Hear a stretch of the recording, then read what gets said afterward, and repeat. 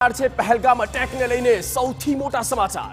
પહેલગામ હુમલા બાદ સરકાર એક્શન મોડમાં। સંરક્ષણ પ્રધાને પ્રધાનમંત્રી મોદીને કેટલીક જાણકારી આપી છે।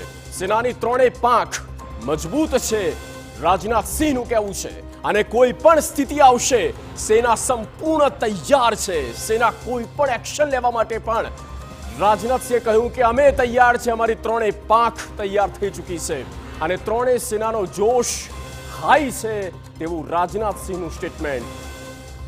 ભારતના એક્શનના ડરથી જ્યાં પાકિસ્તાન ગભરાઈ ચૂક્યું છે, પાકિસ્તાન ઓક્યુપાઈડ કાશ્મીર જે પીઓકે અને તેમાં આતંકીના જે કેમ્પ છે તે ખાલી કરાવી દેવામાં આવ્યા। આ પાકિસ્તાન તરફી જે અત્યારે હલનચલન છે તે અમે આપણે કહી રહ્યા છે। આતંકીઓના તમામ જે લોન્ચ પેડ છે તે પણ ખાલી કરી દેવામાં આવ્યા છે। આતંકીઓને કઈ રીતે તેઓ સેફ કરી રહ્યા છે જુઓ। હજી પણ એની નાપાક હરકત, આતંકીઓનો ખાત્મો બોલાવવાની વાત થવી જોઈએ, પણ આતંકીઓને બંકરોમાં શિફ્ટ કરી દેવામાં આવ્યા છે, જાણે તે જ તેમના ઉપર જ આખી સરકાર ચાલતી હોય અને આખું પાકિસ્તાન ચાલતું હોય તે રીતે આતંકીઓને સુરક્ષિત કરી રહ્યા છે। પાકિસ્તાનમાં હાલ ખૂબ જ ફફડાટ છે, ગભરાટ છે। છેલ્લા 6 દિવસ થઈ ગયા છે અને પાકિસ્તાની સરકારની ઊંઘ હરામ થઈ ગઈ છે।